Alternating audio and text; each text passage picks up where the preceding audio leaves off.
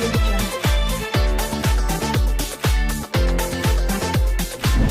mungkin seperti apa sih prosedur dari tes DNA itu? Baik, kasus yang memerlukan tes DNA untuk identifikasi itu ada dua jenis, yaitu yang pertama kasus hukum dan yang kedua adalah kasus privat. Kalau kasus hukum tentunya membutuhkan surat permintaan dari kepolisian yang ditujukan kepada kita dari forensik, kemudian kita akan melakukan pemeriksaan sana.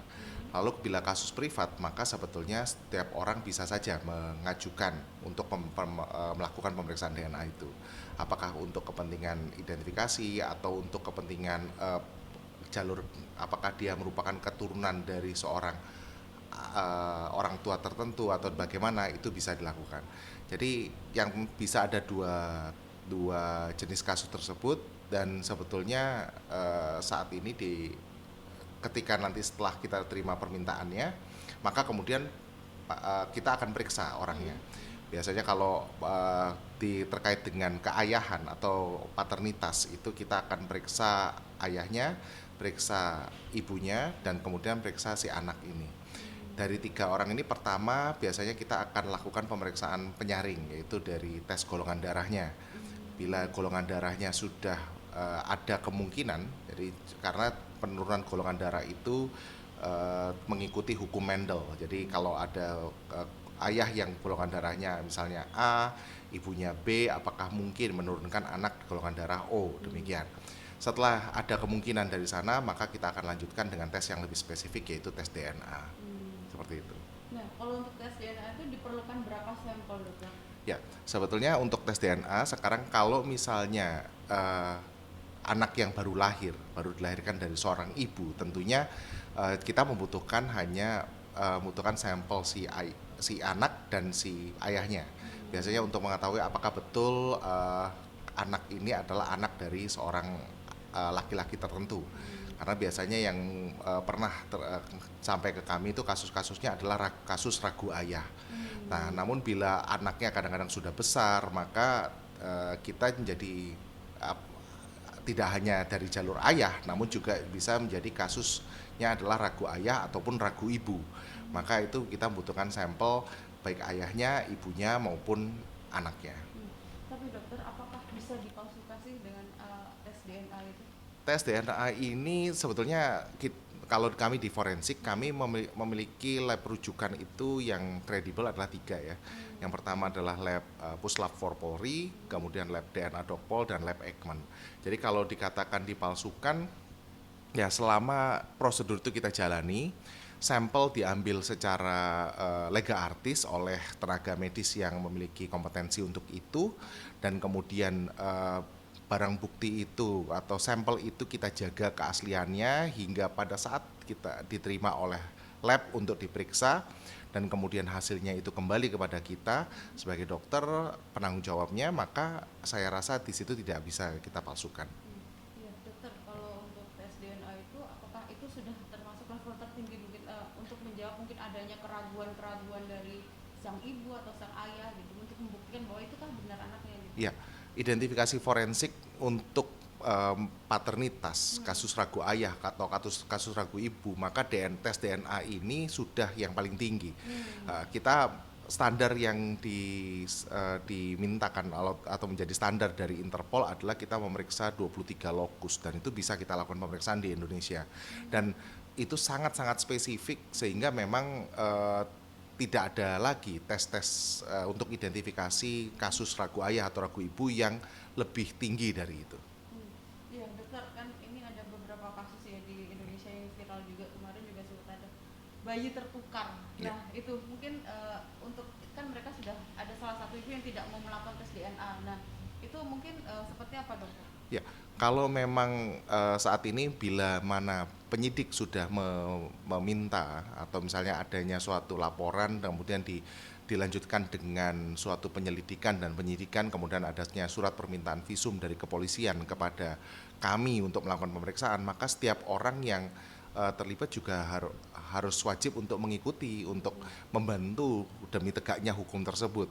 Apakah ini memang harus kita buktikan, apakah ini anak memang betul anak dari pasangan suami istri tersebut atau yang lain, seperti itu. Nah, Dokter, tapi kalau mengingat di Indonesia kan banyak rumah sakit ya, apakah RSCM termasuk salah satu rumah sakit yang bisa untuk melakukan tes DNA? Ya, sebetulnya kami prinsipnya kami bisa melakukan pemeriksaan tersebut kita untuk melakukan pengambilan sampel dan kemudian kita kirimkan sampel tersebut ke laboratorium rujukan yang kami percaya. Kenapa? Karena laboratorium tersebut harus secara forensik memang secara hukum harus bisa dipercaya dan memiliki SOP maupun teknik pemeriksaan yang kredibel di sana. Sehingga akhirnya hasilnya pun juga akan bisa bermanfaat. Kalau dari RSCM sendiri sudah banyak ya dok, mungkin untuk apa beberapa kasus-kasus Ya, mungkin ya? ya kasus-kasus yang kami tangani mulai pertama kami pernah menangani adanya seorang permintaan dari seorang suami istri ataupun dari seorang ibu yang mengklaim bahwa anaknya ini merupakan anak dari jalur keturunan dari seorang seorang siapa begitu. Nah ini makanya itu kita lakukan pemeriksaan DNA. Jadi pemeriksaan DNA ataupun kasus-kasus yang lain yang memang sering kita lakukan kasus identifikasi, misalnya kasus identifikasi korban bencana ya atau korban yang jenazah yang sudah tidak kurang kondisinya kurang baik sehingga kita perlukan identifikasi siapa orang ini. Seperti pada kasus-kasus bencana kita sering melakukan identifikasi demikian. Dokter, kalau untuk permintaan pribadi untuk tes DNA gitu, boleh tahu biayanya sampai Iya. cukup berapa sih? Bisa dilakukan. Jadi biaya pemeriksaan itu rata-rata tergantung lab rujukannya dan tergantung ini ya biasanya rata-rata antara 15 atau 20 juta. Itu Ya. prosesnya berapa lama? Sekarang pemeriksaan DNA itu bisa 4 hari sudah keluar ya. Biasanya tergantung laboratoriumnya. Kalau laboratoriumnya itu karena kan gini, sekali running sampel itu kita harus membuka reagen dan itunya yang berbeda. Jadi sehingga kadang-kadang supaya lebih cost efektif maka laboratorium itu bisa saja menunggu ya beberapa sampel kemudian bisa di running bersama-sama. Tapi kalaupun enggak itu ya bisa saja dilaksanakan seperti itu dan rata-rata laboratorium di kita udah sangat bagus. Jadi 4 atau 5 hari sudah bisa keluar hasilnya. Artinya nggak sampai nunggu sebulan berbulan-bulan ya dok?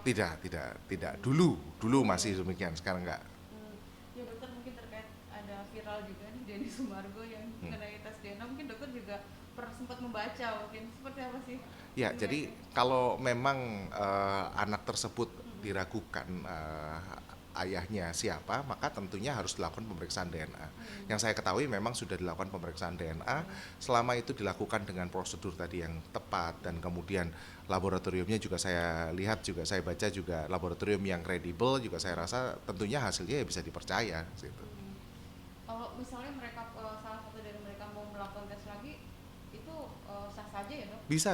Tentu saja bisa. Itu tadi tidak perlu suatu kasus hukum, bisa saja tadi kasus privat yang dimana memang untuk memastikan kembali maka pihak manapun yang berselisih bisa saja membawa untuk dilakukan pemeriksaan. Tapi sekali lagi karena ini adalah kasus privat tentunya membutuhkan persetujuan dari kedua belah pihak. Apakah betul nantinya misalnya di salah satu pihak mau atau tidak diambil untuk sampel DNA-nya atau tidak. Karena itu kan tidak membutuhkan persetujuan dari tindakan kedokteran atau informed consent dari orang tersebut. Kita kan tidak bisa serta merta untuk memberikan sampel DNA kita seperti tanpa adanya hal-hal kalau kita tidak mau ya tentunya tidak akan kita berikan kan demikian. Tapi kalau misalnya ada kasus hukum misalnya dengan adanya surat permintaan dari penyidik tentunya semua orang harus mau tidak mau harus membantu demi tegaknya hukum. Dokter, kalau untuk melakukan tes DNA itu harus berbadan sehat kah atau seperti apa? Oh tidak, yang tidak perlu berarti. Jadi sebetulnya sampel DNA itu bisa kita ambil dari manapun ya. Semua yang ada di tubuh kita itu terdiri dari sel dan sel itu pasti bisa kita lakukan pengambilan sampel DNA-nya. Saat ini kita ambil sampel DNA itu dengan swab dari bukal ya. Bukal itu selaput lendir bagian dalam pipi dan itu sangat-sangat tidak invasif. Kita cuma menggunakan cotton swab. Yang penting orang ini lebih dari 30 menit setelah makan terakhir atau biasanya kita juga minta dia untuk kumur-kumur sebentar ya untuk membersihkan sisa-sisa makanan ataupun hal-hal yang ada di dalam rongga mulut kemudian kita akan ambil sampelnya dan itu sangat cepat ya. Oh, artinya nggak usah harus darah, darah beberapa. Ya, darah memang masih menjadi pilihan utama namun namun buccal swab pun juga memberikan hasil yang spesifik dan sensitif. Jadi Seberapa akuratnya? sangat sama-sama akuratnya, darah maupun buccal swab sama. Jadi sebetulnya kita periksa dari sampel darah, dari sampel buccal swab, dari sampel rambut itu pun juga akan memberikan hasil yang sama karena DNA manusia sama. Tidak akan berbeda dari jaringan tubuh manapun sampel DNA itu diambil. Sampai berapa persen sih gitu biasanya untuk mencondong apa? Ya, karena jadi sebetulnya pasangan DNA di Indonesia di manusia itu sangat panjang, sangat banyak. Namun memang untuk spesifiknya cukup dengan 23 lokus, 23 titik DNA itu kita periksa dan itu sudah sangat spesifik. Nah, karena kita menggunakan perhitungan statistik, makanya pasti hasil keluarnya itu adalah 99,99999% seperti itu. Karena ini kan perhitungan statistik ya. Karena kita untuk pemeriksaan identifikasi personal nggak mungkin kita lakukan pemeriksaan whole genome sequencing seperti itu. Sehingga kita ambil 23 lokus dan lokus-lokus itu pun juga terstandar. Standar dari Interpol juga mensyaratkan di 23 lokus tersebut. Audio Jungle.